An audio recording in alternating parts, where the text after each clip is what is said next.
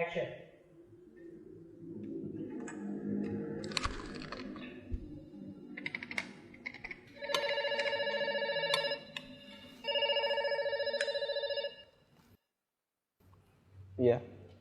Halo, selamat siang Pak Ami.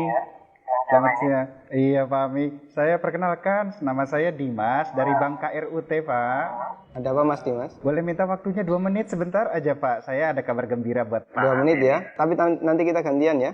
Oh begitu. Ya Mas Dimas 2 menit, kemudian saya ya. Nggak masalah? Oh ya boleh. Boleh. Boleh. Nah, silakan Mas Dimas duluan. Ya, monggo. Begini Pak, ceritanya saya dari Bank KRUT ingin menawarkan Pak, karena ada produk kami yang terbaru dari Bank KRUT, yaitu credit card platinum kami untuk Bapak. Karena kebetulan Bapak yang terpilih jadi calon nasabah kami. Lumayan besar Pak fasilitasnya, banyak sekali. Kita banyak cashback di beberapa merchant yang terbesar di seluruh Indonesia Pak ya. Kemudian kita ada fitur juga yang Bapak bisa melakukan pencairan dana tunai selama sedikitnya 30 juta dan paling cepat 2 hari Pak pencairannya. Berapa hari? 2 hari. Masya Allah ya. Ya, iya Pak, betul Pak. Dan ini pencairan ini langsung kita bantu secepatnya begitu Bapak ajukan gitu. Gimana Pak? Bapak tertarik? Apalagi ini belum ada bebasan annual fee tahunannya Pak. Baik. Sebelumnya saya boleh tanya dulu ya? Boleh Pak. Nggak masalah ya? Baik. Mas Dimas Muslim? Saya, iya Pak, betul Pak. Alhamdulillah ya, kita sama-sama Muslim. Mas Dimas pernah dengar nggak tentang riba? Iya, pernah dengar maksudnya. Iya. Pernah kebayang bahaya riba nggak? Bahaya riba? Iya tahu Pak. Mungkin pernah dengar hadisnya atau ayat Qur'annya. Pak. Tapi Pak, bagaimana? Masih tertarik Pak dengan kartu kredit platinum kami Pak? Nanti kita lanjutkan. Saya boleh cerita dulu? Ya, boleh. Ya. Jadi gini Mas Dimas. Coba Mas Dimas bayangkan kalau ada orang yang berzina sama ibunya.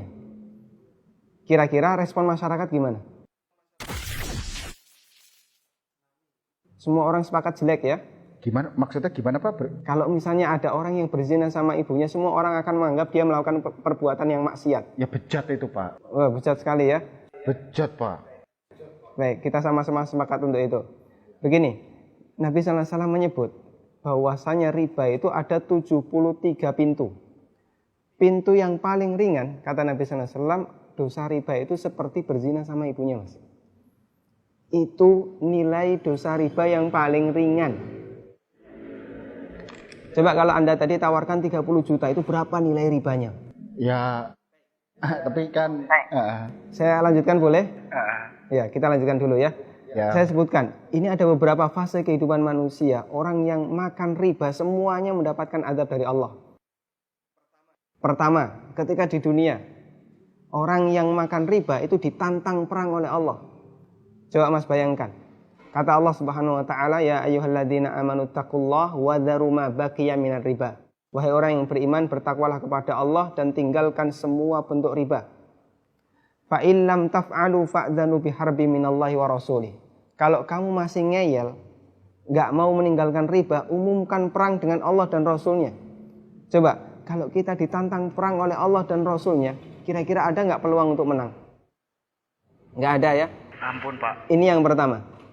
Yang kedua, orang yang mati dalam kondisi membawa dosa riba, makan riba, nanti dia akan dihukum di kuburan dalam bentuk berenang di sungai darah. Masya Allah, berenang di sungai darah. Kata Nabi SAW, beliau pernah menceritakan mimpinya, dan mimpi beliau itu wahyu. Nabi SAW pernah melihat ada orang yang berenang di sungai darah, kemudian di tepi sungai ada orang yang membawa batu. Setiap orang ini berenang menepi, dilempari batu ke mulutnya, kemudian balik ke tengah. Ini yang kedua. Di alam kubur, dia mendapatkan azab berupa berenang di sungai darah. Yang ketiga. Masih ada yang ketiga Pak? Iya. Siap mendengar? Masih sanggup mendengarkan? Iya Pak. Iya, tapi saya lanjutkan ya. Iya Pak. Tapi ketika orang ini dibangkitkan oleh Allah dari alam kubur, dia dibangkitkan dalam kondisi sempoyongan, Mas. Allah Subhanahu wa taala bercerita, alladzina ya'kuluna riba la yaqumuna illa kama yaqumul ladzi yatakhabbathu syaitan minal mas. Orang yang makan riba, mereka akan dibangkitkan pada hari kiamat dalam kondisi sempoyongan seperti orang yang kerasukan. Iya Pak. Artinya yang lain berjalan normal, dia sendiri sempoyongan. Menyakitkan. Kemudian yang keempat, tadi sebelum hisab ya, ketika dia dibangkitkan sebelum hisab dia sudah disiksa. Yang keempat setelah dihisab, orang yang makan riba itu kan makan harta haram ya. Iya Pak. Makan harta haram, kita sepakat itu. Kalau kemudian daging kita tumbuh dari sesuatu yang haram, berhak nggak dapat surga? Enggak Pak. Layak nggak dapat surga? Enggak Pak. Sementara tempat di akhirat cuma ada dua pilihan. Kalau nggak surga, Neraka Pak. maka kata Nabi SAW, kullu lahmin nabata bin suhtin, setiap daging yang tumbuh dari sesuatu yang haram, kata beliau, annar aulabi. Iya Pak. Neraka lebih layak baginya. Coba Mas Dimas bisa perhatikan, dalam 4 fase kehidupan orang yang makan riba itu semuanya sengsara. Ketika masih hidup di dunia dia ditantang perang oleh Allah. Ketika mati dia berenang di sungai darah. Iya Pak. Ketika dibangkitkan dalam kondisi sempoyongan, setelah hisab dia ditempatkan di neraka. Iya Pak. Masya Allah.